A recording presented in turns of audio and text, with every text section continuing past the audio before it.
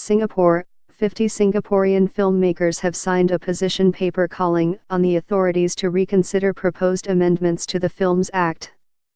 Among them are prominent directors Anthony Chen, Jack Neo, Bu Junfan, Kirsten Tan, K.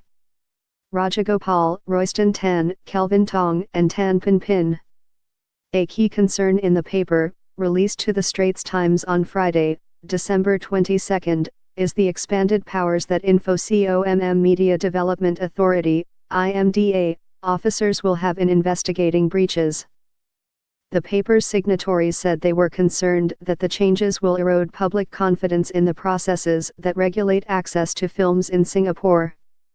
Currently, only a limited number of IMDA officers, a censor, deputy or assistant censor, or inspector of films, are empowered by the Films Act to enter premises without a warrant, and conduct search and seizure over unlawful films, such as obscene or party political films, the paper noted. With the changes, these powers extend to any classification or licensing officer, who may enter property by breaking open doors and windows if necessary, the filmmakers added. The officers may, furthermore, do so in the course of investigating any suspected breach of the Films Act, not just obscene or party political films, they noted. Such sweeping and invasive powers should only be granted to the police, the custodians of law and order of the country, said the paper.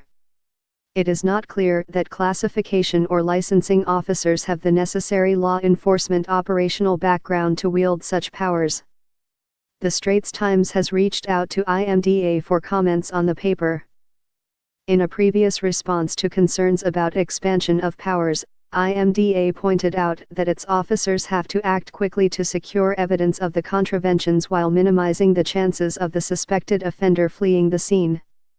IMDA added that its enforcement officers are adequately trained to carry out investigations and enforcement actions in a way that stands up to scrutiny in a court of law. The filmmakers submitted the paper to the IMDA during a meeting on Friday. They are the latest to take issue with the proposed amendments.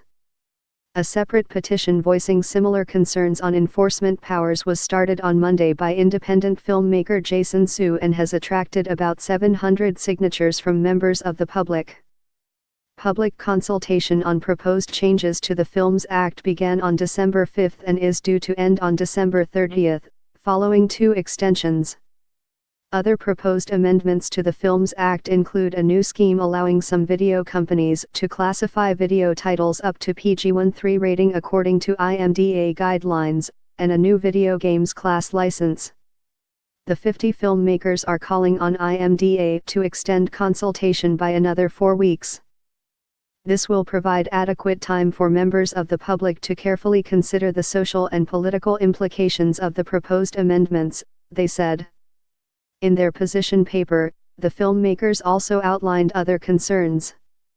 One is over potential breaches of personal data in the enforcement of the Act, given that film content is stored in devices that may contain other personal and private content unrelated to the film in question.